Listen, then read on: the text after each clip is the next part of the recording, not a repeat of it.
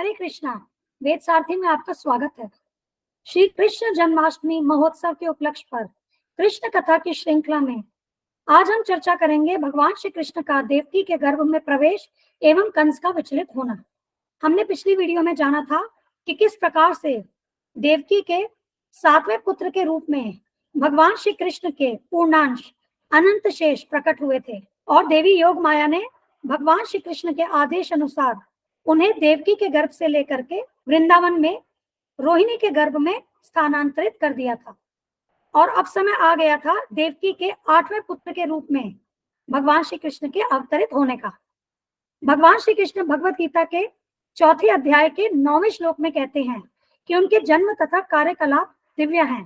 जन्म कर्म च में दिव्यम एवं यो वेति तत्वतः त्यक्त्वा देहम पुनर्जन्म नैति मामेति सो अर्जुन। वे अर्जुन जी से कहते हैं कि मेरे जन्म तथा कार्यकलाप सब दिव्य हैं और जो मनुष्य इस बात को तत्व रूप से जान लेता है वह पुनः इस जगत में लौटकर नहीं आता और वह मेरे सनातन धाम को प्राप्त होता है। और भगवान के आने का प्रयोजन क्या है, यह भी भगवान 4थे अध्याय के 7वें और 8वें श्लोक में बताते हैं। यदा यदा ही धर्मस्य ग्लानिर्भवति भारत अभ्युत्थानम धर्मस्य तदात्मानं सृजाम्यहम् परित्राणाय साधूनां विनाशाय च दुष्कृतां धर्म संस्थापनार्थाय संभवामि युगे युगे। तो यहाँ पर भगवान श्री कृष्ण अर्जुन जी से कहते हैं कि जब जब धर्म की हानि होती है और अधर्म की प्रधानता बढ़ती है तब मैं धरती पर प्रकट होता हूँ। भक्तों के उद्धार के लिए, असुरों के संहार के लिए, धर्म की पुनः स्थापना के लिए मैं युगों युगों में पृथ्वी पर अवतरित होता हूँ। और अपने इसी प्रयोजन को सिद्ध करने के लिए भगवान अपनी पूर्ण अचिंत्य शक्तियों सहित संपूर्ण सृष्टि के स्वामी के रूप में वसुदेव के मन में प्रविष्ट हुए। और जब वसुदेव भगवान श्री कृष्ण को अपने हृदय में धारण किए हुए थे वे दे दीप्यमान सूर्य की भांति लग रहे थे। यहाँ एक महत्वपूर्ण शब्द है अचिंत्य। तो भगवान, भगवान के गुण, भगवान के रूप, भगवान की लीलाएं, भगवान का धाम, भगवान की शक्तियां सब अचिंत्य है। अचिंत्य का अर्थ होता है इनकंसीवेबल।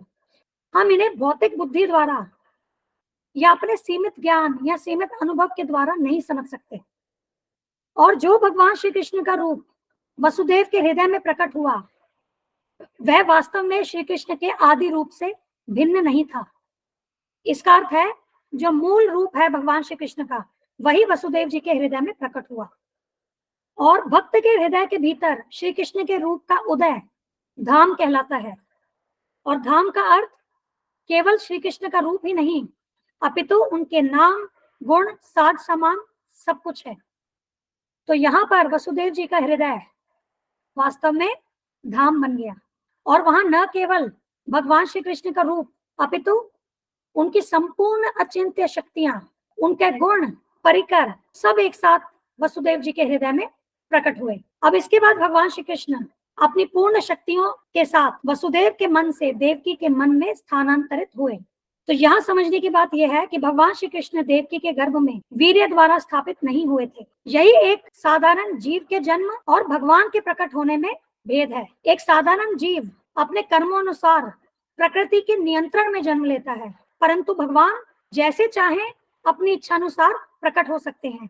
वे कर्म बंधनों से नहीं बंधते, वे प्रकृति के अधीन नहीं है। वास्तव में प्रकृति भगवान की शक्ति है, प्रकृति भगवान के अधीन है। तो इसीलिए भगवान भगवद गीता में कहते हैं कि उनके जन्म और उनके कार्यकलाप सब दिव्य हैं। परंतु जो अज्ञानी है वो भगवान श्री कृष्ण के जन्म, उनके कार्यकलाप इत्यादि को भौतिक जन्म और भौतिक कार्यकलापों के जैसा समझ लेते हैं। वे उनकी अचिंत्य लीलाओं को नहीं समझ सकते। तभी भगवान भगवद गीता में कहते हैं कि भक्त्या माम अभिजानाति, केवल भक्त ही भगवान को तत्व रूप से जान सकता है। यदि हम अपनी बुद्धि से, अपने अनुभव से भगवान को जानने का प्रयास करेंगे तो हम उन्हें नहीं जान सकते। तो यहाँ पर भगवान अपनी अचिंत्य शक्ति से प्रकट हुए और इनका जो प्राकट्य है वह साधारण वीर्य क्षेपण की विधि से नहीं हुआ। अब देवकी माता परम सत्य भगवान श्री कृष्ण का निवास स्थान बन गई। तो मतलब देवकी का गर्भ जो है वो अब धाम बन गया। और जब कंस ने देवकी के दिव्य सौंदर्य को देखा तो वह तुरंत समझ गया कि भगवान श्री कृष्ण ने उसके गर्भ में शरण ले ली है, क्योंकि इससे सुंदर वह पहले कभी नहीं लगी थी। और इसीलिए कंस विचलित हो गया। अब वह सोचने लगा कि देवकी का क्या किया जाए। उसके गर्भ में निश्चित रूप से विष्णु या कृष्ण है। यह निश्चित है कि कृष्ण देवताओं के उद्देश्य को पूरा करने के लिए अब आ गए हैं। परंतु यदि मैं तुरंत देवकी का वध भी करता हूं तो भी मैं भगवान के उद्देश्य को विफल नहीं कर सकता। तो कंस यह बात भली भांति जानता था कि भगवान के उद्देश्य को विफल करने का सामर्थ्य किसी में भी नहीं है। भगवान जो संकल्प ले लेते हैं उसे कोई नहीं टाल सकता। फिर कंस ने सोचा कि यदि मैं इस समय देवकी का वध करता हूं तो विष्णु अपनी परम इच्छा को अधिक तीव्रता से लागू करेंगे और देवकी को इस समय मारना सबसे घृणित कार्य होगा। मेरा यश, मेरे जीवन भर का पुण्यों का फल, मेरे जीवन की अवधि सब समाप्त हो जाएगी। इसके बाद कंस ने आगे विचार किया, जो व्यक्ति अत्यधिक क्रूर होता है वह इसी जीवन काल में मृत के तुल्य होता है, क्योंकि ऐसा व्यक्ति जीवन काल में किसी को भी प्रिय नहीं होता और उसकी मृत्यु के बाद भी लोग उसे कोसते हैं। तो अब देखिए, एक क्रूर व्यक्ति, उसका जीवन वास्तव में देखिए कितना व्यर्थ है और अपनी देहात्म बुद्धि के कारण मनुष्य का पतन होता है और वह नरक गहनतम भाग में धकेल दिया जाता है। तो अब यहाँ पर देखिए कंस को कितना ज्ञान था, किस प्रकार से वो देवकी के वध में पक्ष और विपक्ष रख करके विचार कर रहे थे कि वे देवकी का वध करें या समय की प्रतीक्षा करें। तो यह सब विचार करके कंस ने यह निर्णय लिया कि वह देवकी को तुरंत न मारकर अपरिहार्य भविष्य की प्रतीक्षा करेगा। किंतु अब उसका मन भगवान के प्रति शत्रुता से भर गया। वह धैर्य पूर्वक शिशु के जन्म की प्रतीक्षा करने लगा जिससे वह उनका वध कर सके, उसी प्रकार से जैसे उसने देवकी के अन्य बालकों का वध किया था।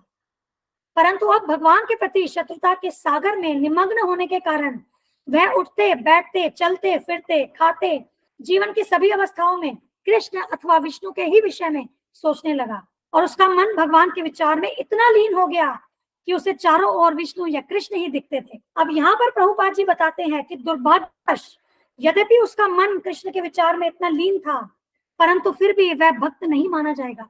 ऐसा क्यों? क्योंकि वह कृष्ण को शत्रु के रूप में सोच रहा था।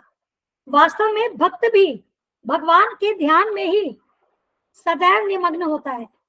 भक्त की भी यही अवस्था होती है कि वह उठते बैठते चलते फिरते हर कार्य करते वो भगवान के विषय में ही सोचता है।